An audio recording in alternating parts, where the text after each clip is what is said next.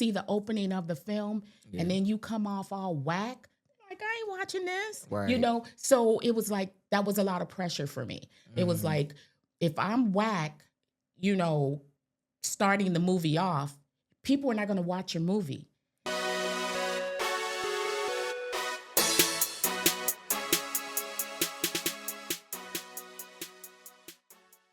Welcome back to Fresh Film Talk, the podcast where we spotlight the voices behind the vision, filmmakers, storytellers, and creators, both in front and behind the camera. I'm your host, Lavelle Revels, and today we have a very special guest in the building with us. She's a talented actress who brings depth, grace, and power to the screen, and today we're talking about her role in a compelling film called Lineage that bridges continents and culture. Joining me today is the lovely, amazing Danette Dockery, a.k.a. Miss Danette. How's it going, Miss Danette? It's going good. Excellent. It's okay for me to call you Mr. Net, right? Yeah, absolutely. Okay, that's how I know you was Mr. Net. Your side called you Mr. Net, so I'm gonna call you Mr. Net, and then I'm glad that you're happy that I'm calling you Miss Danette. That's perfectly fine. Excellent. So tell us a little bit about how you got involved in the film Lineage and what drew you to the project. Well, I met the director of the film, Dockery, on Facebook. We were Facebook friends, and so he posted some of his work. And on one of the posts, I just commented, "I'd like to work with you." And so he said, "Really?" And I said, "Yeah." So later on, he told me that he went through my profile and saw that I had been to Ghana before. And so he hit me back up and he says, "You remind me of my mother-in-law. So I'm going to write a film with you in mind." And I was like, "You don't know me."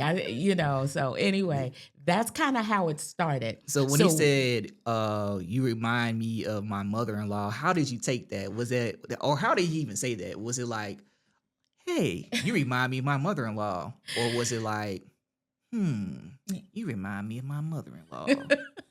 I think when he went through my pictures and stuff, and I guess I kind of resembled her. Oh, okay, there we go. So that's what I'm assuming he meant. So Okay. that's we're gonna leave it like that. Okay, and then how do you pronounce his name? Because I see his name and I'm like, you know what? I'm just gonna call you DA, bro, because I'm not trying to butcher your name. But It's Dockery. Dockery. Dockery. Dockery. I need to know this because he's at the Black Film Series, and if we say his name, I want to make sure I got it correct. Yes, Dockery Ababiyo. You got it down. You had to practice. You practiced that in the mirror, didn't you? No, I mean it's not hard. It's not hard for me. So, but if you see the way his name, no shade, but if you see the way his name is spelled, it's kind of like, okay. Yeah, the KY is ch, and so that's kind of what throws you off. It's a ch sound instead of, yeah. I don't know. I read the first three letters and I saw like 3 A's coming out to the D, and I'm like, it is what's different. Going on? Yeah, it is very different. Just jokes here. Just jokes here. No shade. Love the name. Exactly. Dockery. There we go. Okay. All right. So, what was your initial reaction when you read the script, especially for Shonda, and then just with this particular journey that she's on as well?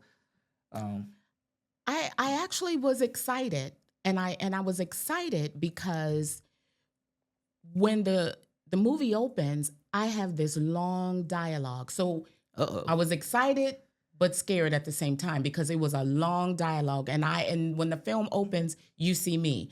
And so I had never had that happen before. So I was a little nervous about that. And then with the dialogue being that long, I was like, I can't remember all of this. He said, "Yes, you can." He said, "Yes, you can. You can do this."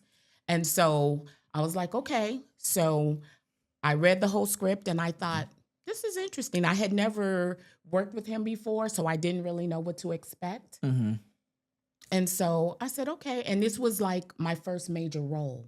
So that's another reason why I was a little nervous. Ow. Yeah.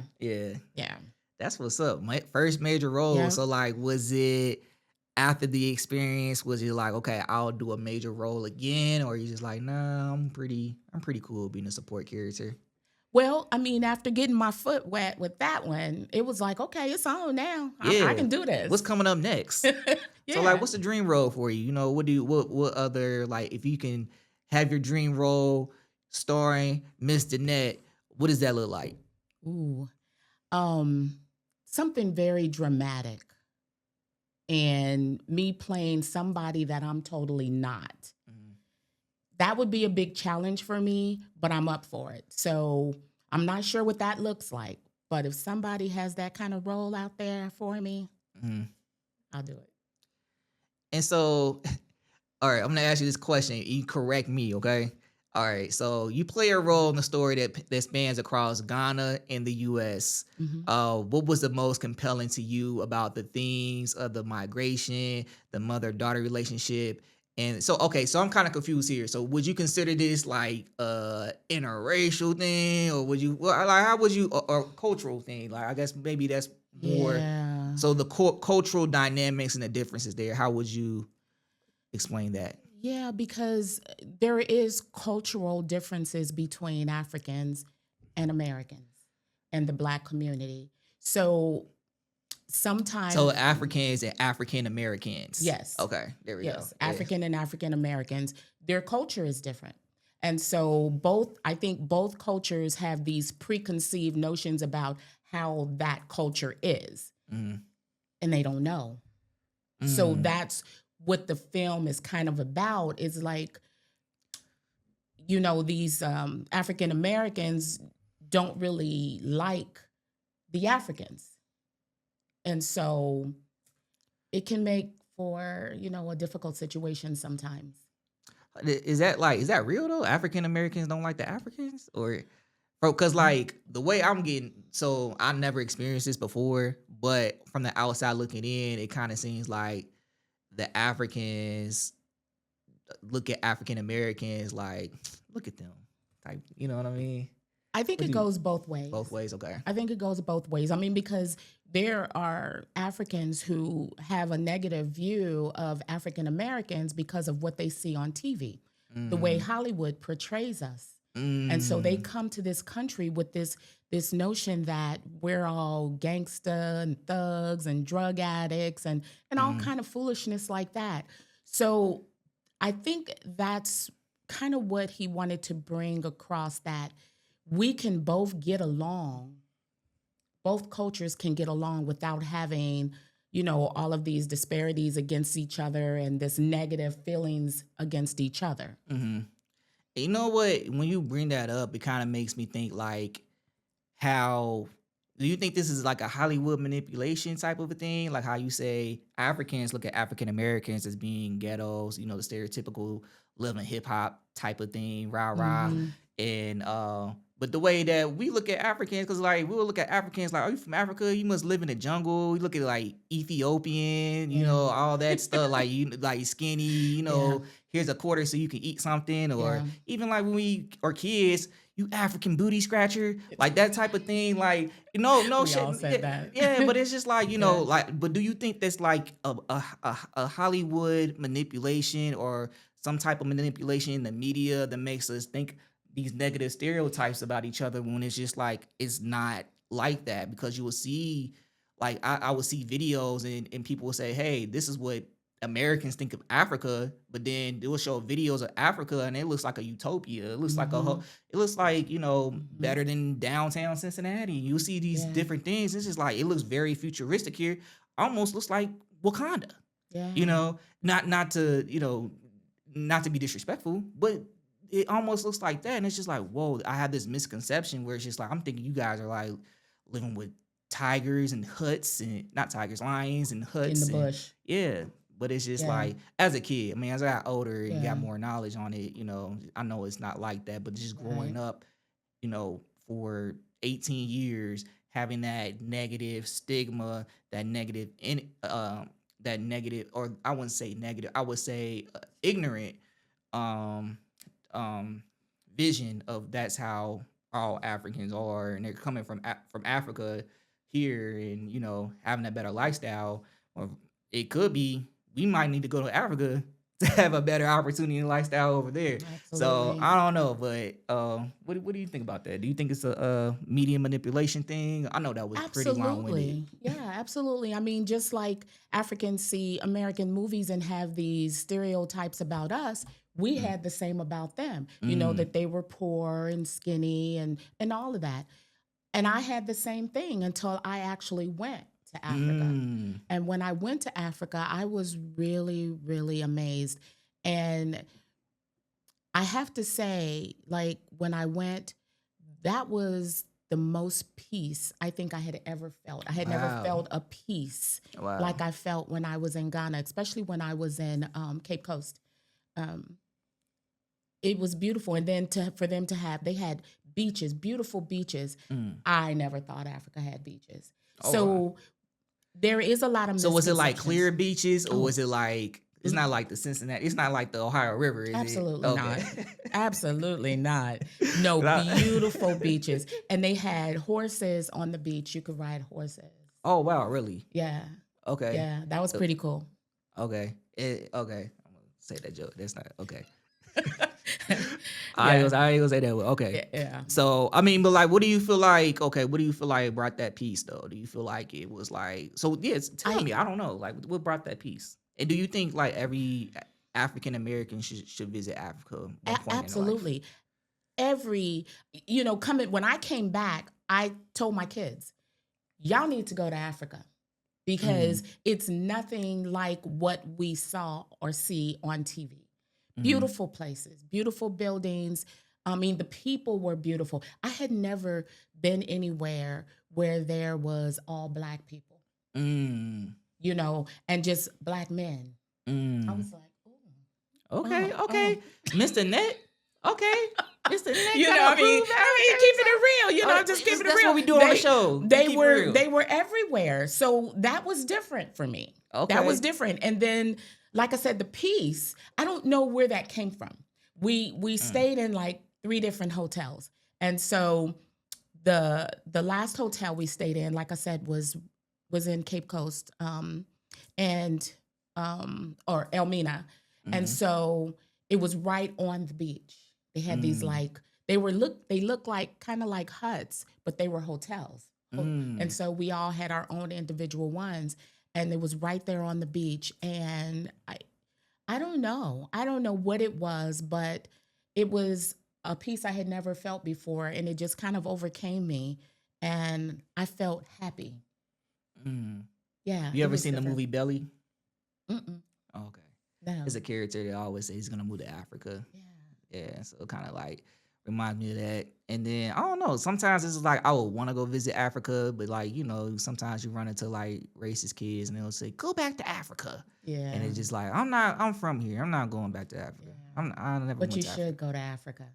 Okay. You should. Every African American should go to Africa. You should. That was so warm. Your voice is so warm, and it's just like, yes, ma'am. I'm going to Africa. Please go to Africa. I'm going to Africa next week. All right, let's talk about your on-set experience. So the cast includes actors from both Ghana and the U.S. Is that correct? Okay. Was it like working in a cross-cultural, with a cross-cultural ensemble? Well, in the film, we didn't work directly with the African characters in the movie. They filmed there and sent their footage to Dockery for him to add to the film. So we didn't work directly with them. Yeah. Okay. But their added touch was really nice. And in one of the scenes, you could see them on a beach. Yeah. And I remember watching it and I was just like, hold up. Are they really in Africa? Or where did they shoot this at? Yeah. Okay. Yeah. And Dockery is from Kumasi, Ghana. And I went to Kumasi as well. So I could kind of relate to him because we had something in common a little bit. How long were you in Africa for when you visited? I went for 10 days. 10 days? 10 days, 2 weeks, something like that. Close. Okay. Between 10 days and 2 weeks, I was there in Africa. Yeah. Okay. And can you share like a memorable moment on set that had a big impact on you, either emotionally or professionally? I think my opening dialogue was very touching because I'm explaining to my daughter in the film why I had to leave her in Ghana and come back to America. And so I have a daughter as well. And so the relationship between a mother and a daughter can be very special, Yes. or it can be different. Mm. And so we were trying to build a relationship in the movie because she had finally come to America to get to know me, her mother. And so with me having an adult daughter too, and we're kind of estranged, unfortunately, I felt good about doing this and saying what I said to my daughter in the movie because my compassion was natural, because that's how I felt. Gotcha. Okay, well, let's talk about like working with the crew. So, how was it working with Dachihini? I get it right? Okay. You did. What kind of vision or director did he bring to your performance? I know you mentioned earlier about the monologue and be able to motivate you and get you through that. But like, what other aspects in the film did he bring to help enhance your performance or have a good impact on your performance? Well, the fact that this was my first major role, he kind of guided me. And Okay. so parts where when I was saying things that I thought this is the way it should be said, and he was like, no, no, no, say it like this Mhm. or say it like that. And it was like, oh, okay. You know, but for the most part, he kind of let me do my own thing, you So was that know. more like a dialect thing, or was it more of okay, you might want to say it this way for an emotional impact type of way? Yeah, Okay. emotionally, yeah. Um, I I didn't have any particular dialect in this film. Okay. Not this one, Not another this. one, but not this one. Yeah. So he kind of let me just kind of go with it, you know. And it was a little nerve-wracking for me to, I have to say, because with this being my first major role, I really didn't know what to do, to be honest. So I Mm, was kind of feeling my way through. mm, And I rehearsed and rehearsed over and over and over by myself, okay. and didn't have that back and forth with my co-star. So I wasn't real confident, to Mm, put it that way. I really wasn't that confident, but I said I got to do it yeah. and I got to make it work. So I did. Yep. You got through it and you made it work. Well, and the thing was, like I told Dr. Heaney, it made me nervous because I said, you know what? I'm opening up this film with my dialogue. And I Mhm. said, I can make or break your film, because when you are the opener and people see the opening of the film and Yeah. then you come off all whack, like, I ain't watching this, Right. So it was like, that was a lot of pressure for me. It was Mm, like, if I'm whack, you know, starting the movie off, people are not going to watch your movie. yeah. So I gotta bring it. I'm not sure what I'm bringing, but I gotta bring it. Okay. And you brought it, put it on the table, and opened it all at the same time. Thank Alrighty. you. The film has scenes shot in both Ghana and the U.S. Mhm. How did the cinematography and setting influence your performance? Would you say? Well, I guess it really.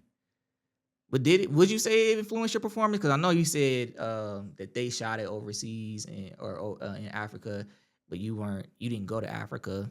Um, but do you feel like? So I guess explain that process to me, because it's just like you didn't go there per Mhm. se, but it was in the movie. It was. So, but did you know you weren't going to Africa, or was there a chance that you might go to Africa, or We talked about it. okay, We talked about it, but we were talking about a part 2 of Lineage and us oh, shooting that in Ghana. But this part part, two, yeah. So most of my scenes were filmed in my apartment. okay, like your personal apartment. Mhm. Oh, So all the scenes, for the most part, that you see me in are in my apartment. okay. Let's go flex on with the apartment. That's what's up. Yeah. All right, let's talk about like the themes and the representation. So the film explores like discrimination in the romantic relationships. How do Mhm. you think it reflects in the real world issues, and what conversations do you hope it sparks? We kind of had our conversation a little bit, but you tell me, what type of like conversations do you think you hope that it sparks amongst the African Americans and the African community? Well, I think, all of us are in a Black culture. Yeah. And so I don't think there should be any division, any contention. I think we should all be able to get along and accept each other's culture and learn from it because we all have something to bring to the table. Yeah. You know, I've learned from Africans, you know, they have certain ways about them, certain things they do, certain um, cultural ways that I kind of picked up, and I'm like, oh, you do it this way or you do it that way. They have a certain way of eating. A lot of them will just eat with their fingers and their hands, and which is what we did when we were younger. We'd eat with our hands and our fingers because they said you can taste the food better. You know, So did you try doing that, like as an adult, eating with your hands? Does I, it taste better or does it taste the same? it tastes better to me. I mean, because you eating with your fingers, so you're actually tasting the food. You don't have that metal Oh, in okay. your mouth, Okay. you know, and you can just sop up that food, you know, with the bread and stuff. You know, we did it when we were younger. So yeah, I mean, and just I think a lot of Africans are really smart. Yeah, yeah, for sure. I do. I think Yeah. they're smart.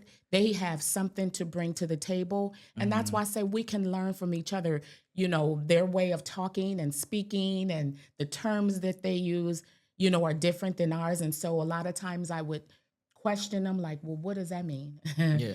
What are you saying? So there's always something to learn. Yeah, what I picked up from the film was one, like, whoa, this is like a real situation that's actually happening. It's like it's already enough divisiveness within our community because the way I look at it, we may be two different shades, but at the end of the day, we all black. No matter if you're Haitian, Jamaican, Virgin Islands, African, Right. you know, to me, when you come in at the end of the day, when it's gonna ask you on your resume, or not your resume, but if they ask you, you know, on your driver's license, are you white or are you black? At the end of the day, it's not gonna ask you if you're Jamaican black, Right. Haitian black, Exactly. African black. You're just black. You're just black. Yeah, Yeah. And we all just black. yeah.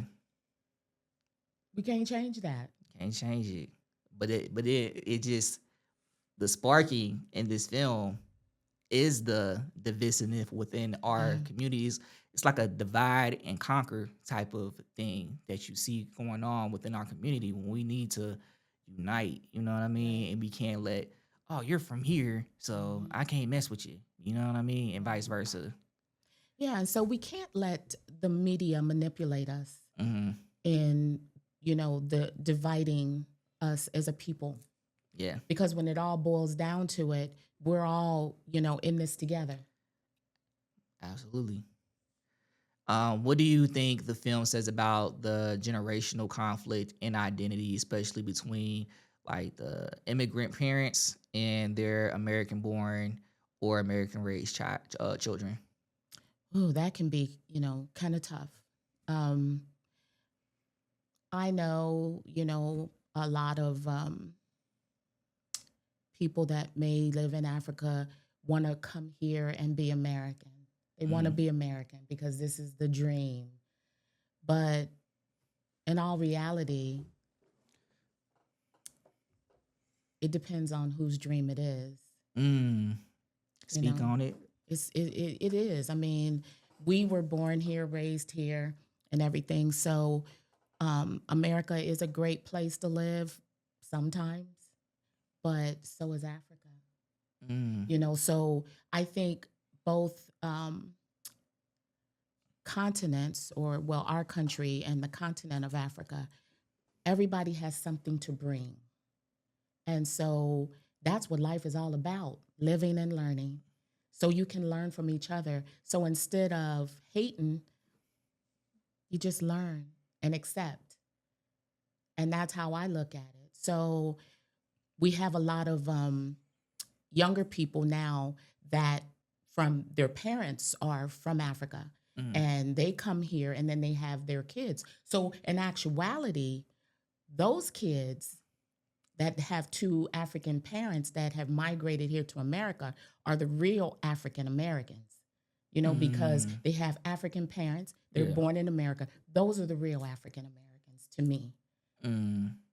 And so they get to live this so-called American dream, go to school and go to college and all of that and get great jobs and make good money and live in the suburbs and drive wonderful cars. But it's more to life than I like how you phrase that. Like, okay, they're the real African Americans because that. they actually came from Africa Mm-hmm.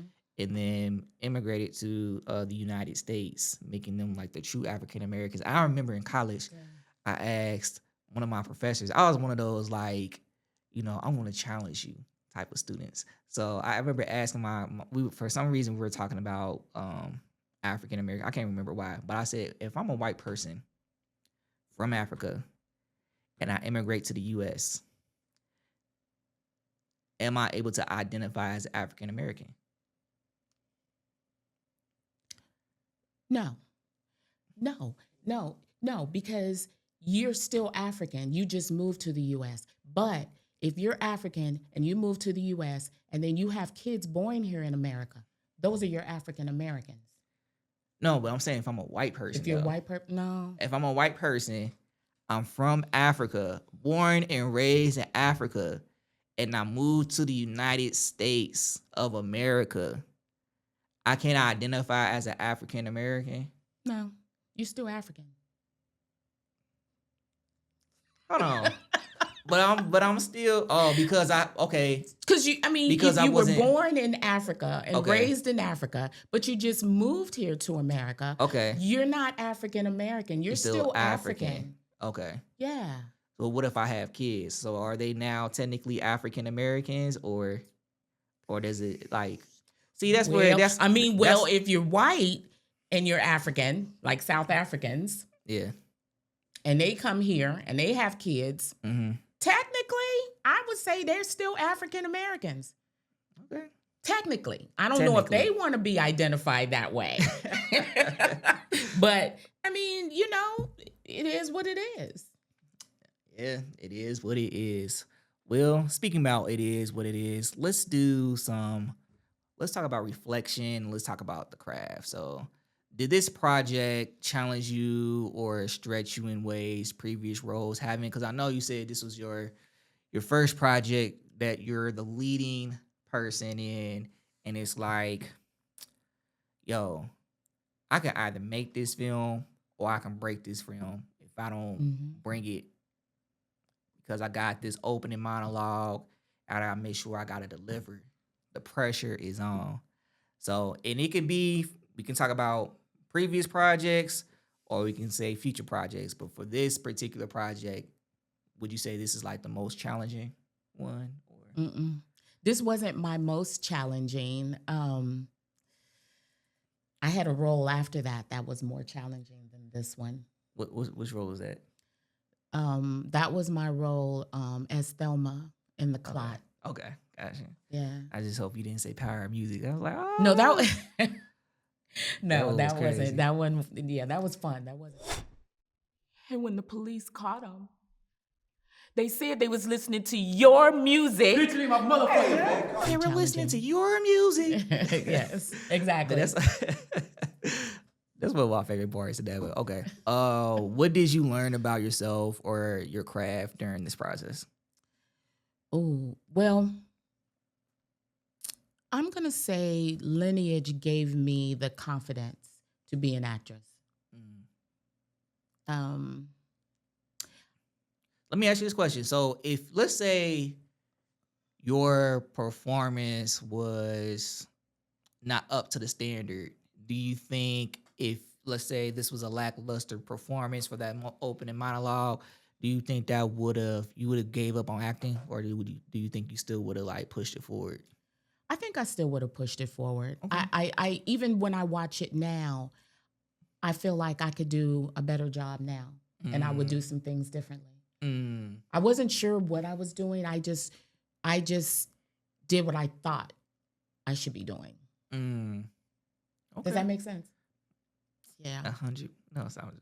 Yeah, it makes sense. All right. Let's talk about some personal touch. So, outside of this film, what kind of roles or stories are you most passionate about telling? Oh, um, I don't know. That's a hard one because I don't know that I've really thought a lot about what roles I'd really like because I feel like I'm still new, even though I've been doing this, what, 7 years maybe. 7 years, okay. I still feel like I have a lot of growing to do as far as being a good actress. I can see And you like as an action star in an action movie. oh, really? Yeah, Oh, like doing some like drop kicks, yeah. punches, That sounds good. suplexes. You can do it. You can do it. I think I could do that. I think you can do it I too. think that would be a big challenge, but I'd be up for Yeah, it. yeah, for sure. Like doing your own stunts. Well, I don't know about that. I got see. bad knees. I don't know. Okay. I would try though. I yeah. would. Oh, okay. What advice? So let's dial back a little bit. So, Okay. like, what advice would you give young Black actresses or actors trying to break into meaningful, emotionally rich roles like this one? Just do your research and Ooh, don't that's be right. afraid. Don't be afraid. Just jump in. Mhm. But I would say study hard. Study hard. And for like what I did, I just I kept writing it down, my whole monologue. I kept writing it. And that helped me to learn my Mm, lines because it was such a long monologue. Because in the short film that you're seeing now, it's my monologue is cut. So you don't see everything that I said. mm, So I kept writing it down, word for word, and then that helped me to learn that whole piece. And so if you do that, and I even do that now, like when I get a script, I take my part and I retype it and I mm, rewrite it. And I don't know, I have to do that. And that helps me to learn my lines. mm. If I keep writing it or typing it out and then say it in a way that Danette would say it. But then I have to flip it and be that character. So just keep writing it, writing it. Okay. Yeah. And that might not work for everybody because some people's memory is really good and learning, but mine is not horrible, but for me to learn, Yeah. you know. Because there might be some people out there that may not have that good enough memory, but if they write it down, that might be a gem for them, what you just said. Yeah. Write it down, say it out loud. Right. And that's what I had to do. And that's what I still do. That helps me a lot. Even the role that I just did, that's what I did. Yeah, you mentioned like the research and saying these lines over and over again, even in your real voice, and then transition into that character and then take the steps from there. Exactly. Because once I learn my lines, then at that point I can turn around and then make it the character and not Danette. That is what's up. Let's talk about like what's next. So what's next for Miss Danette? Are there any upcoming projects you are working on or that you're excited about that you want to share with the audience? Well, yeah, I'm working on a project now with Dockery. It's called Another A Note. one? Yeah, another one. A Note for David. So this is what, the third one? Yep. Okay. Third movie with him. Okay. Yeah, A Note for David. Are you able to tell us like what that's about yet, or is it still? I can't. Okay. Yeah, sorry. Okay. But it's called A Note for David. It's called A Note for David. I think it's part of the film. I can say this is a personal experience from one of the actresses in the movie, and so some of this is her personal experience, some things that she went through, and so my son actually is in the movie as well. Okay. His name is Savon, and he actually plays David in the movie. Yeah. So I'm excited to be in another film with him. So are you his mother in the film as well? Oh, okay. No, he has another mother. Oh, okay. Yeah, I have a different role in this film too, which is a little challenging for me because in this film, I will share this. I can't share too much, but I will share Okay. that. A Too Fresh exclusive. Let's go. Let's go ahead. Let's go ahead and get it. I will share. I'll share that I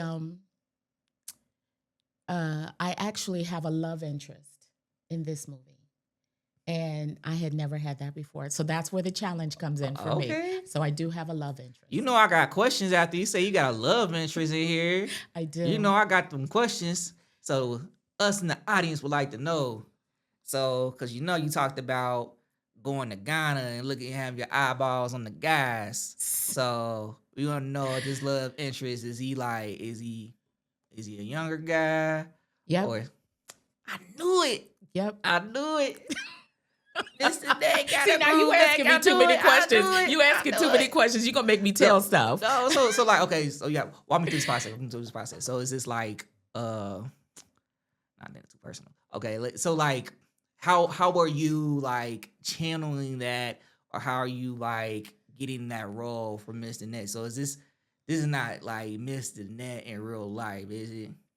Okay, so how are you transitioning and getting prepared for that role? So, oh, honey, I'm telling you, this is another challenge. Okay, Dr. Heaney does know how to challenge me, because I've never had a role where I had a love interest.